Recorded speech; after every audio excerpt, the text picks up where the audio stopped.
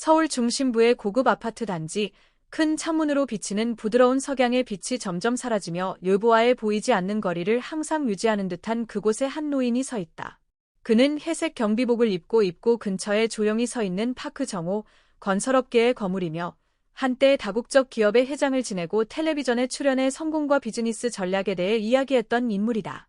그러나 지금 그는 이 아파트 단지에서 사람들 중 아무도 그 이유를 이해하지 못하는 일을 하고 있는 경비원에 불과하다. 오늘도 다른 날처럼 그는 경비실에 서서 고급 차들이 지나가는 것을 멍하니 바라보았다. 아무도 그의 존재를 알아차리지 못하는 것 같았다. 그때 검은색 아우디 한 대가 경비실 앞에 멈춰섰다. 화려하게 차려입은 젊은 여성이 차에서 내리며 그를 냉담하게 힐끗 쳐다본다. 그녀는 이 아파트 단지의 주민인 여진, 그가 주변 사람들의 말로만 들었던 이름이었다.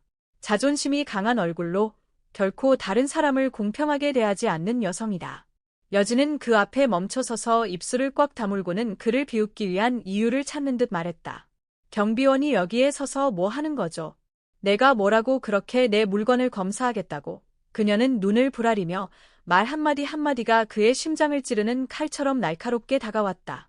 당신, 그렇게 하지 마세요. 파크 정호는 침착하게 말하며 마음속에서 솟구치는 분노를 억제하려 했었다. 여진은 물러서지 않았다. 경비원이라고 나한테 가르칠 생각이야. 당신이 누구라고 그런 말을 해요. 그녀는 비웃으며 계속해서 말을 이었다. 그 말들은 마치 하늘에서 벼락이 떨어진 듯 충격적으로 그의 가슴을 때렸다. 그 말들은 단지 그의 자존심을 짓밟은 것뿐만 아니라 그의 삶에서 겪은 변화에 대한 고통스러운 상기처럼 다가왔다. 한때 그는 높은 자리에서 수천 명의 운명을 결정하는 위치에 있었고 지금은 한 여성이 그를 무시하고 경멸하며 대하는 현실이 너무나 쓰라렸다. 그의 가슴은 무겁고 한 방울의 눈물이 그의 뺨을 타고 흐르지만 그는 그것을 억누르려 했었다. 그는 한때 성공한 남자였고 큰 회사를 이끌던 사람이었지만 이제 그는 너무나 잔인한 현실을 마주했다. 성공이란 아무도 나를 인정하지 않으면 무엇일까요? 그 순간 그의 아내인 미니가 엘리베이터에서 나와 점심 도시락을 들고 있었다. 그 광경을 보고 그녀는 잠시 멈췄고 그녀의 눈은 고통으로 가득 차 있었다. 그녀는 아무 말도 하지 않았지만 그의 눈에는 분명히 연민이 담겨 있었다. 미니는 조용히 다가가려고 했고 침착하려 했었지만 그녀의 목소리는 떨리며 말했다. 우리는 더 이상 이렇게 지낼 필요 없어요. 파크 정호는 그녀를 돌아보며 애써 미소 지으며 아내의 손을 잡았다. 걱정 마, 자기야. 우리는 괜찮아. 하지만 그의 마음속 상처는 아무리 위로를 받는다 해도 쉽게 치유되지 않았다. 여진은 그들을 비웃는 눈빛으로 바라보며 걸어가며 그와 아내를 고요한 침묵 속에 남겨두었다. 그녀의 비웃음은 여전히 그의 가슴에 상처를 남기며 그 한마디 한마디는 아파트 단지의 고요한 공기 속에 울려 퍼지며 파크 정호는 그것을 결코 잊을 수 없었다. 어떻게든 그는 그 자리에 서서 삶이 그에게 다시 시작할 기회를 주었다는 것에 감사하며 그 아픔이 아무리 깊어도 다시 일어설 수 있음을 다짐했다. 박정우는 경비실 앞에서 가만히 서서 멀어져가는 아우디를 멍하니 바라보았다. 차바퀴 소리가 점점 멀어져 갔지만 그 대면의 여파는 여전히 공기 중에 남아 있었다. 여진의 말은 마치 냉수 한 바가지를 얼굴에 퍼붓는 것 같았고 그는 자신이 어두운 그림자 속으로 점점 빠져들고 있다고 느꼈다. 그러나 손에 쥔 전화기를 바라보았을 때 다시 한번 그의 인생의 황금 시절이 떠올랐다. 그는 한때 대기업 건설사의 회장이었고 수백억 원 규모의 계약을 다루었으며 주요 신문과 주주 회의에서 자주 얼굴을 비쳤다. 그 시절 그는 자신이 가진 힘과 영향력을 실감했다. 그의 한마디, 한 결정이 수천 명의 인생을 바꿀 수 있었다. 하지만 그 모든 것은 이제 지나간 과거일 뿐이었다. 그 감정은 그의 아내 미니가 저쪽에서 점심 도시락을 들고 서 있는 모습을 보면서 더욱 무겁게 다가왔다. 미니는 아무 말도 하지 않았지만 그녀의 눈빛은 그 모든 것을 말해주고 있었다. 그것은 남편을 사랑하는 여성의 눈빛, 그가 겪고 있는 고통을 누구보다 잘 아는 아내의 눈빛이었다. 자기야. 미니가 말을 꺼냈지만 그녀의 목소리는 떨리고 남편의 눈 속에서 상처를 보며 잠시 망설였다. 박정우는 조심스럽게 전화를 주머니에 넣고 미니에게 다가갔다. 그는 고통을 숨기려는 듯 웃으려 했지만 그 마음속의 아픔은 결코 감출 수 없었다. 나는 괜찮아, 걱정하지 마, 이렇게 있는 게 제일 좋아. 그는 차분하게 말했다. 그러나 민희는 그의 눈 속에서 지쳐 보이는 피로를 확실히 보았다. 자기, 이제 더 이상 이런 일을 하지 않아도 된다는 걸 알아. 자기, 한때 모든 것을 가졌잖아. 얘 스스로 이렇게 고통을 겪어야 해. 민희는 걱정스러운 눈빛으로 그를 바라보았다. 박정호는 고개를 숙이고 깊은 한숨을 내쉬었다. 그는 자신이 겪고 있는 공허함을 어떻게 설명해야 할지 몰랐다. 예전의 삶은 너무나 익숙했다. 일의 소음, 회의의 긴장감, 매일 마주하는 큰 숫자들. 하지만 은퇴 후 그는 깨달았다. 이제 무엇을 해야 할지 모른다는 것을. 시간이 너무나 느리게 흐르고 그는 마치 길을 잃은 기분이었다. 민희야, 지훈에게 회사를 넘긴 후 나는 무엇을 해야 할지 모르겠어. 모든 것이 의미 없어진 것 같아. 박정우는 무기력한 목소리로 대답했다. 자기는 이렇게 살 수 없어. 자기는 더 나은 삶을 살 자격이 있어. 여기, 이런 곳에서 말고. 민희는 목소리가 떨리며 말했고 그녀의 눈빛은 고통스러워 보였다. 자기를 보면 내 마음이 너무 아파. 박정우는 아내의 손을 잡으며 그녀의 따뜻한 손길을 느꼈지만 그의 마음은 공허했다. 그는 한때 모든 것을 가졌지만 지금은 무엇으로 채워야 할지 모르는 공허만 남아 있었다. 하지만 아무것도 하지 않으면 더욱 공허해질 거야, 민희야.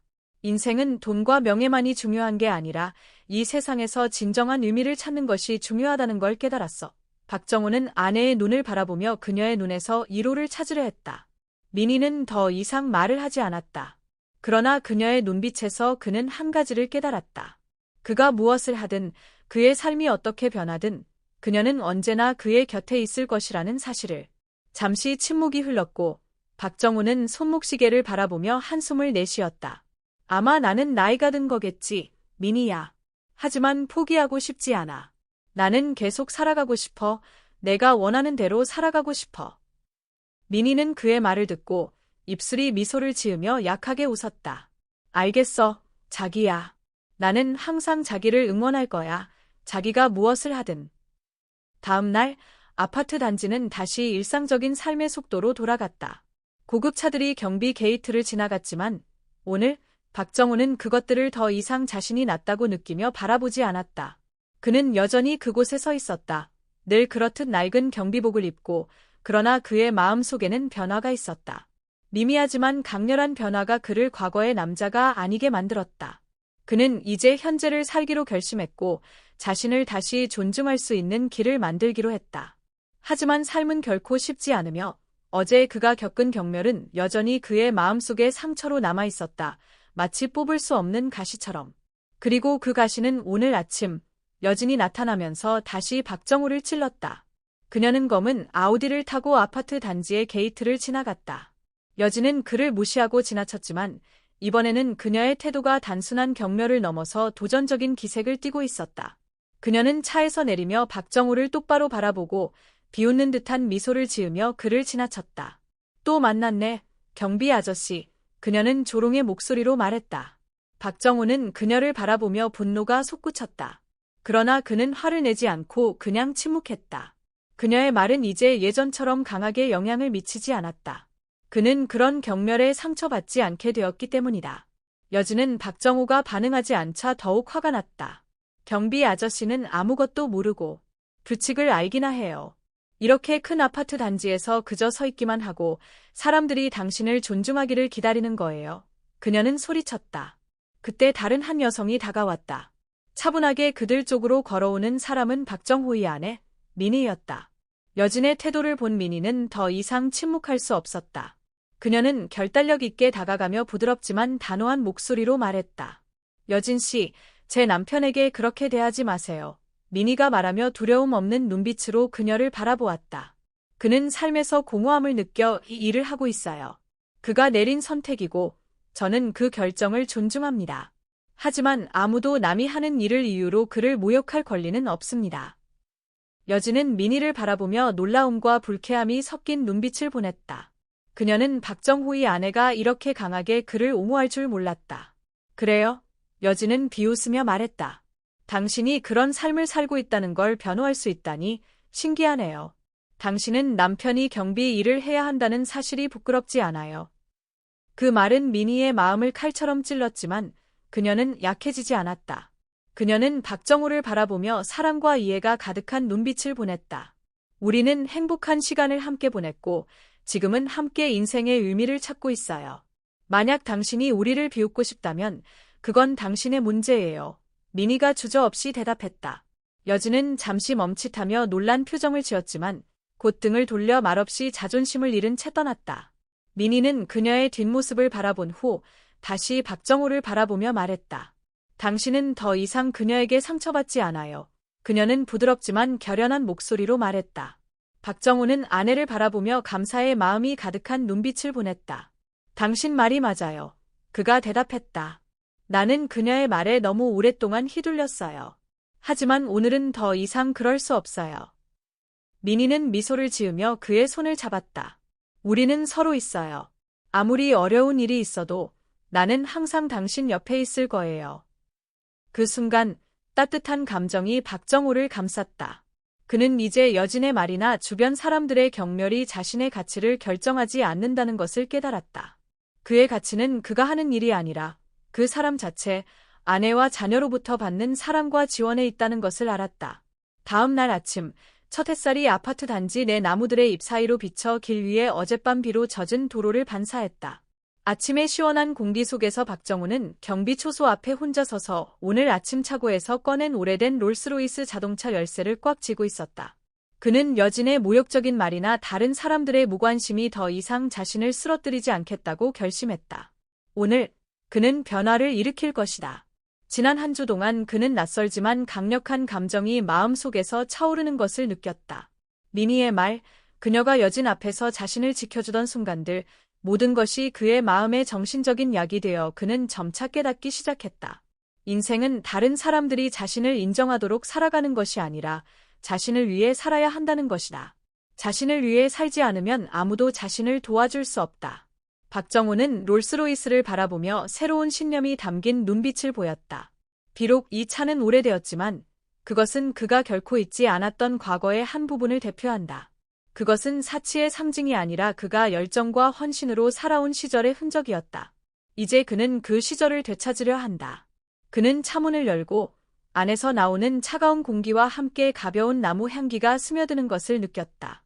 차를 시동하고 그는 경비 초소를 지나 천천히 그리고 자신감 있게 차를 몰았다. 이 감정은 경비원이 된 이후로 그가 처음으로 자신 안에서 느낀 확연한 변화였다. 롤스로이스가 초소를 지나갈 때 아파트 단지의 주민들은 모두 그 차를 보고 멈추고 쳐다보았다. 호기심 가득한 시선과 속삭임이 들려왔다. 저 사람 누구야? 경비원이 그런 차를 몰고 있네? 한 사람이 속삭였다. 다른 사람들은 서로를 쳐다보고 다시 박정호를 바라보았지만 이번에는 그들의 눈빛에서 그가 예전에는 받았던 경멸 대신 호기심이 느껴졌다. 여진 역시 차를 보고 놀라움을 감추지 못했다. 그녀는 자신의 아파트에서 나와 잠시 멈춰서 그 차를 바라보았고 눈빛은 당황한 듯 보였다. 하지만 그녀는 곧 돌아서서 엘리베이터로 급히 들어갔고 다시는 돌아보지 않았다. 박정우는 사람들이 주목하는 것을 보았지만 여전히 차분한 모습으로 걸어갔다. 그는 차나 외적인 물질들이 자신의 가치를 결정하지 않는다는 것을 알았다. 하지만 적어도 이것은 사람들이 그를 다르게 볼 기회였다. 그리고 더 중요한 것은 그는 이제 다른 사람들을 위해 살지 않고 자신을 위해 살고 있다는 것이다. 그가 경비 초소에 들어설 때 주민들이 그를 멈추고 쳐다보았다. 몇몇은 이제 더 이상 무관심하지 않고 인사를 건넸다. 박 선생님, 그 차가 선생님 거예요. 예전에 성공한 사업가였다고 들었는데 맞죠? 한 주민이 놀란 목소리로 물었다. 박정우는 부드럽게 미소 지으며 대답했다. 맞습니다. 저는 예전에 사업가였지만 지금은 여기서 경비원으로 일하고 있습니다. 인생은 때때로 우리가 예상치 못한 방식으로 변합니다. 그는 겸손하면서도 자존감을 잃지 않고 답했다. 주변 사람들은 더 이상 말하지 않고 서로 호기심과 동정을 섞은 눈빛을 주고받았다. 그들은 그를 더 이상 실패한 사람이나 쓸모없는 사람으로 보지 않았고 모두가 각자의 이야기를 가지고 있고 각자 자신만의 이유로 선택을 한다는 것을 이해하기 시작했다. 때로 강함은 성공을 과시하는 것이 아니라 넘어졌을 때 다시 일어서는 능력에서 나온다는 것을 깨닫기 시작했다. 그날 저녁 박정우가 집에 돌아갔을 때 미니는 매일처럼 그를 기다리고 있었다. 따뜻한 저녁을 준비한 그녀는 그의 눈빛을 보고 그가 평소처럼 피곤하거나 슬퍼 보이지 않고 희망과 결단이 담긴 눈빛을 띠고 있다는 것을 알아차렸다. 오늘 무슨 일이 있었어요? 박정호, 민희가 부드럽고 걱정 어린 목소리로 물었다. 박정호는 식탁에 앉아 아내를 바라보며 미소 지었다. 오늘 나는 오랫동안 해야 한다고 생각했던 일을 했습니다. 나는 더 이상 다른 사람들이 나에 대해 어떻게 생각하는지 위해 살지 않습니다. 나는 나 자신을 위해 살고 내가 하고 있는 일에 대해 자랑스러워하고 싶습니다. 민희는 그를 보며 따뜻한 눈빛을 보냈다. 나는 항상 당신이 당신 자신을 되찾을 거라고 믿었어요. 어떤 일이 있어도 나는 항상 당신 옆에 있을게요. 박정호는 아내의 손을 쥐었다. 그의 마음속에 평화로운 감정이 퍼져나갔다. 아마 앞으로의 길은 여전히 어려울지 모르지만 그는 자신의 삶의 목적을 되찾았다. 그것이 바로 가장 중요한 일이었다. 차나 다른 사람들의 관심이 아니라 아내 민희의 무조건적인 사랑과 존중이었다. 일주일이 지나고 박정호는 변화를 결심한 지 한 주가 지났다. 그의 삶은 이제 더 이상 과거의 그림자 아래에서 지루하게 흘러가는 날들이 아니었다. 매일 아침 일어날 때마다 그는 새로운 에너지를 느꼈다. 다른 사람들의 시선에서 오는 존경이 아니라 바로 자신에게서 오는 존경을. 그는 자신의 가치를 인정받고 있었다. 그가 하는 일에 관계없이 그는 자신만의 가치를 가지고 있었다. 그러나 모든 이야기처럼 변화는 항상 쉬운 일이 아니었고 그 안에서의 갈등은 점차 커져갔다. 그날 아침, 다른 날처럼 그는 롤스로이스를 타고 보안구역으로 향했다. 그러나 예전과는 달리 오늘 그는 주변 사람들의 요로움이나 절열한 시선을 느끼지 않았다. 아파트 단지 내에서의 놀라운 시선과 속삭임은 여전히 존재했지만 이제 그는 그것들이 자신에게 무겁게 느껴지지 않았다. 박정호가 보안문 앞에 서서 하루의 일을 시작하려고 할 때 먼 곳에서 다른 한 대의 차가 빠르게 다가왔다. 그것은 여진의 아우디였다. 여진은 차에서 내리며 자신만만한 표정으로 그에게 다가왔다. 여진은 언제나처럼 자신의 태도를 숨기지 않았다. 또 여기 있네요. 그 차를 타고 보안일을 하러 오셨나요? 여진이 비꼬는 듯한 목소리로 말했다. 그 차가 아무리 비싸도 당신이 여전히 보안 요원이라는 사실을 바꿀 수는 없잖아요. 박정호는 그녀의 도전적인 눈빛을 바라보았지만 그 말들이 자신을 흔들게 하지 않았다. 그는 이제 자신이 어떤 사람인지 누구에게도 그 가치를 짓밟히지 않도록 단단히 서 있는 법을 배웠다. 당신이 나를 어떻게 생각하든 그것은 당신의 자유예요, 여진. 하지만 저는 다른 사람의 인정이 아니라 제 자신으로부터 인정받기를 원합니다. 이 길을 선택한 이유는 후회 없는 삶을 살고 싶었기 때문이에요. 박정호가 조용하지만 힘있는 목소리로 답했다. 여진은 잠시 말을 잇지 못했다. 그녀는 박정호가 항상 자신이 경멸하던 사람이었는데 이제 그런 말을 할 수 있다는 것에 놀랐다. 하지만 여진의 자존심은 쉽게 사라지지 않았다. 그녀는 여전히 자신이 다른 사람들 위에 있다는 생각을 떨쳐버릴 수 없었다. 당신은 자신이 뭐라고 생각하는 거죠? 실패한 사람이 차와 보안 일로 자랑하려 한다고요? 여진이 조롱하는 듯 말했다. 박정호는 잠시 말없이 서 있었다. 그녀의 말은 하나하나가 칼날처럼 그의 마음을 찔렀지만 그는 그런 상처로 넘어지지 않는 법을 배웠다. 그는 여진을 바라보며 결단력 있지만 깊은 이해가 담긴 눈빛을 보냈다. 제가 예전처럼 성공한 사업가가 아닐 수도 있지만 제가 가지고 있는 것은 당신이 가지지 못한 것이 있어요. 그의 목소리는 차분했다. 저는 마음의 평화를 가지고 있습니다. 저는 제가 선택한 길을 가는데 다른 사람의 인정이 필요하지 않아요. 여진은 웃었지만 이번에는 그 웃음 속에서 조롱의 기운이 덜해졌다. 그녀는 박정호가 자신이 지금까지 만났던 사람들과는 달리 권력이나 돈 앞에서 쉽게 굴복하지 않는 사람임을 깨달았다. 여진이 자리를 떠나려 할 때 멀리서 또 다른 그림자가 보였다. 그것은 박정호의 아들 지훈이었다. 지훈은 해외에서 오랜 시간 일한 후 아버지를 찾아 방문한 것이었다. 지훈이 아버지와 여진이 마주 서 있는 장면을 보고 급히 다가갔다. 아버지, 그녀가 누구인지는 모르겠지만 하나는 확실히 알겠어요. 지훈은 결연한 눈빛으로 말했다. 아버지는 설명할 필요 없어요. 아버지가 하는 일과 선택을 믿어요. 아버지는 존경받을 자격이 있고 저는 누가 아버지를 무시하게 두지 않을 거예요. 지훈의 말은 박정호에게 큰 위로가 되었다. 그가 항상 자랑스러워했던 아들이 이제는 성숙해져서 자신을 지키는 모습을 보였기 때문이다. 그 순간은 박정호에게 더할 나위 없이 큰 위안이었다. 여진은 그 장면을 지켜보다 아무 말 없이 자리를 떠났다. 이번에는 경멸이나 무시가 아닌 약간의 무력감을 느꼈다. 그녀는 박정호와 지훈의 생각을 바꿀 수 없었다. 박정호는 아들을 바라보며 자랑스러움이 밀려왔다. 고마워, 지훈. 내가 옆에 있어주는 것만큼 큰 위로는 없단다. 지훈은 아버지를 바라보며 존경과 사랑이 가득한 눈빛을 보냈다. 아버지, 저는 항상 아버지가 자랑스럽습니다. 아버지는 제 눈에 가장 위대한 남자예요. 민희는 멀리서 그 장면을 조용히 지켜보았다. 그녀의 눈빛은 감동으로 가득했다.